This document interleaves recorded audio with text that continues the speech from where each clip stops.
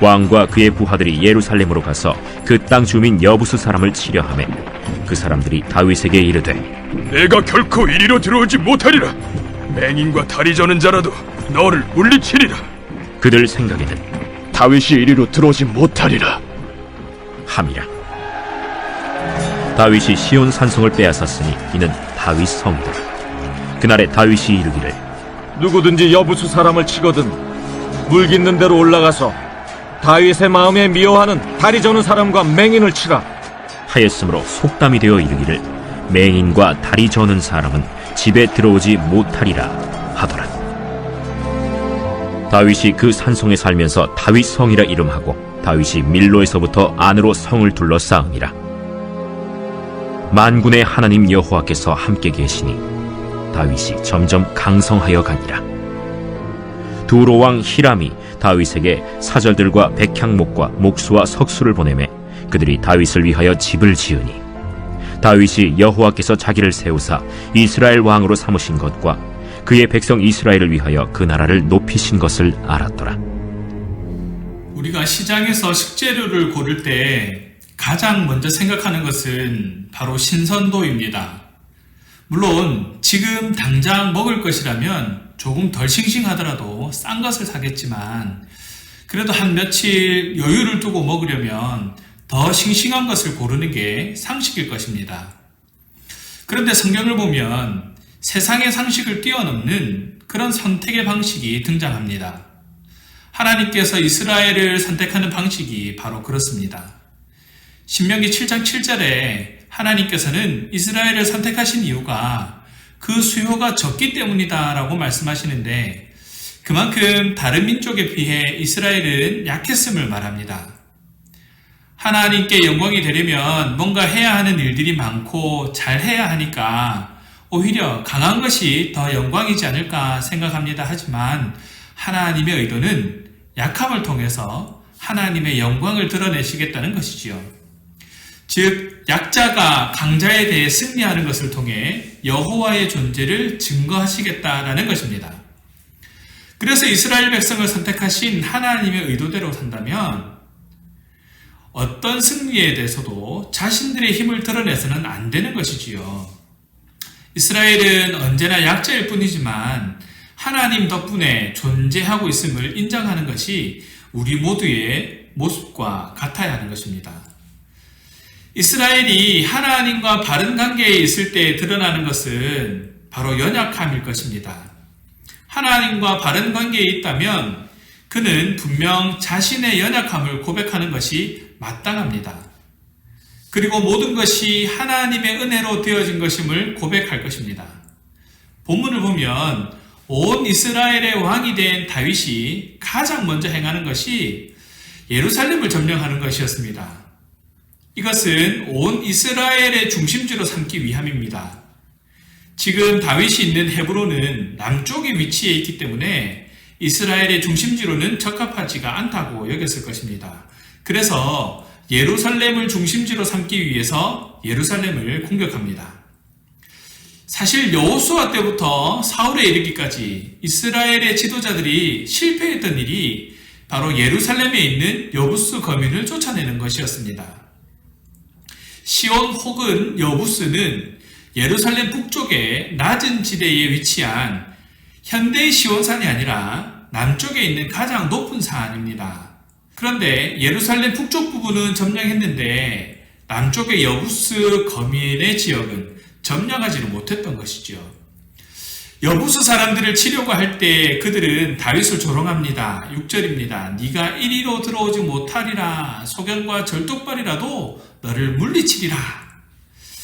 다윗을 소경과 절뚝발이라도 이길 수 없는 약한 자로 보는 것과 동시에 자신들은 소경과 절뚝발이를 내세워도 그렇게 전투에서 이길 수 있다. 다윗쯤은 이길 수 있다. 라는 그런 아주 교만한 말입니다.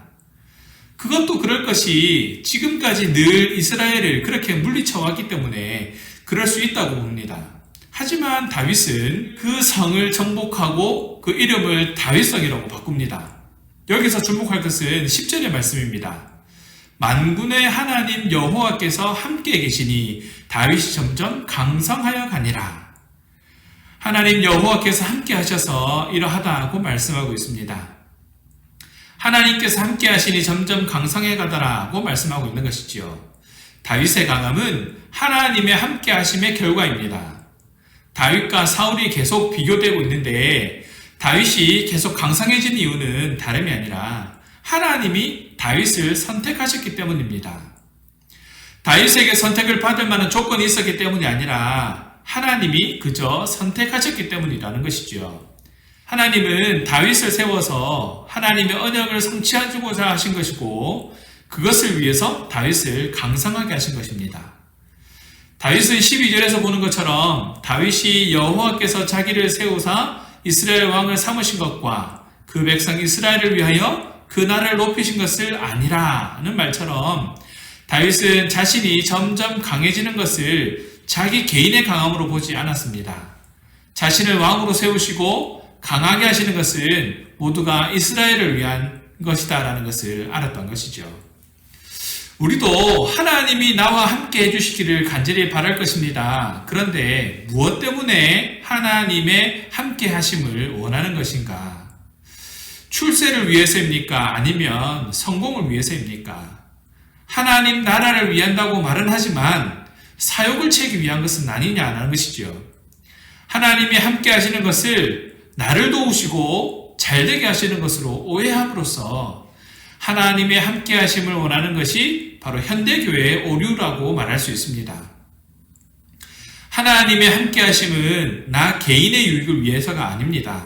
성경 어디에도 하나님이 함께 하심으로써 그 인생이 우리가 바라는 것처럼 편하고 잘 사는 쪽으로 되어진 사람은 아무도 없습니다. 아브라함에게 하나님이 함께 하셨고 그에게는 언약까지 주셨지만 그것 때문에 아브라함은 하나님께 붙들려서 하나님이 의도하신 길로만 가야 했습니다. 야곱에게도 하나님이 함께 하셨습니다. 그러나 그 인생은 험악한 나그네 길, 나그네의 인생길로 끌고 가신 그 하나님의 길을 볼 수 있습니다. 야곱의 뜻대로 인생을 이루어 주신 것이 아니라 오히려 하나님이 원하시는 그러한 야곱으로 만들어가기 위해서 험악한 나그네 길로 이끌어 가신 것입니다. 여부수 사람이 거하던 예루살렘은 이제 다윗에 의해서 점령당하고 다윗성이 되었습니다.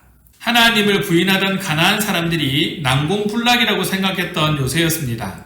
소경과 절뚝발이를 내세워서 싸워도 다윗은 이길 수 있을 것이라고 큰소리쳤던 그곳이 힘없이 무너지고 하나님이 선택한 다윗 왕의 처소가 된 것입니다. 그리고 무엇보다도 성전이 세워지는 장소가 되었던 것입니다. 우리의 마음이 여부수 사람들이 자랑하는 단단한 요새와도 같습니다. 그 무엇에도 무너지지 않을 완고함으로, 고집으로 뭉쳐져 있습니다.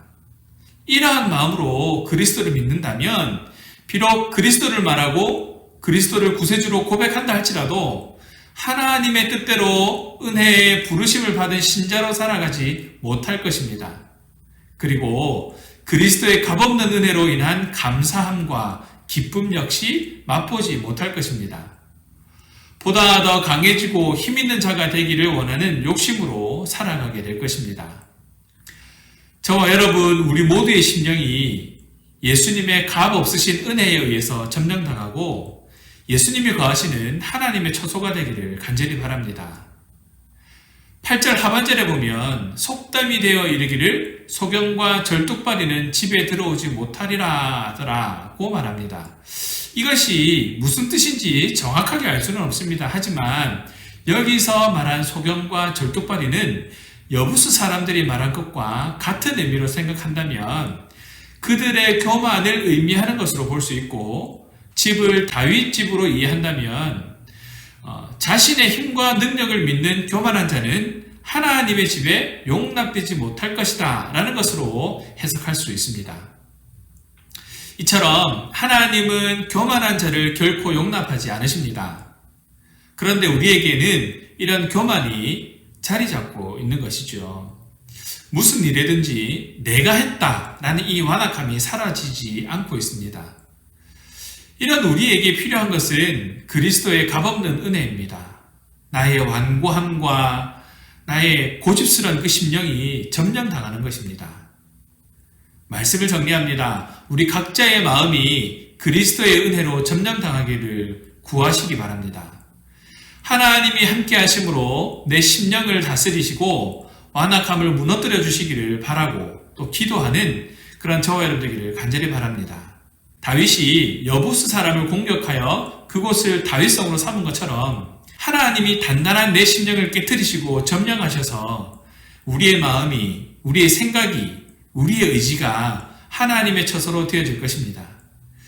우리가 사모할 것은 바로 이것입니다. 하나님께서 함께 계심이 우리 삶의 온전함이 되는, 그래서 하나님 나라를 위해 나 자신을 더 강성히 세워가시고 하나님 나라를 위해 귀한 도구로 쓰임받기를 기대하는 그런 저와 여러분 되기를 주님의 이름으로 축원합니다. 오늘도 하나님께서는 우리가 하나님 앞에 서 있을 때 우리와 함께 계셔서 또한 저와 여러분의 약함을 통해 하나님의 강하심을 드러내고 계십니다. 이 말씀을 붙잡고 사순절 셋째 주간을 보내면서 삶을 점검하고 매일 새벽 기도회를 통해서 또 은혜를 나누며 성숙해져가는 그런 신앙 가족들 되기를 주님의 이름으로 축원합니다. 기도하겠습니다. 사랑의 하나님 감사합니다. 여전히 우리의 마음속에 완악함으로 남아있는 고집이 있지 않은지 돌아보게 됩니다. 오직 하나님 앞에서 지금도 나와 함께 하시는 하나님의 뜻을 구하고 깨달을 수 있도록 지혜를 더해 주시옵소서. 그 지혜로 결단하며 실천할 수 있는 용기도 허락하여 주시옵소서. 하나님 나라를 이루어가는 도구가 되기 원합니다. 하나님의 뜻에 합당한 그런 도구가 되기 원합니다. 내가 할 수 있는 것보다 하나님께서 하시는 일들을 기대하며 따르는 삶이 될 수 있도록 인도하여 주시옵소서. 더욱 말씀을 가까이 하는 삶이 되도록 인도하시고 귀한 열매 맺는 삶이 될 수 있도록 붙들어 주시옵소서. 감사합니다 주님. 우리 주 예수 그리스도 이름으로 기도합니다. 아멘.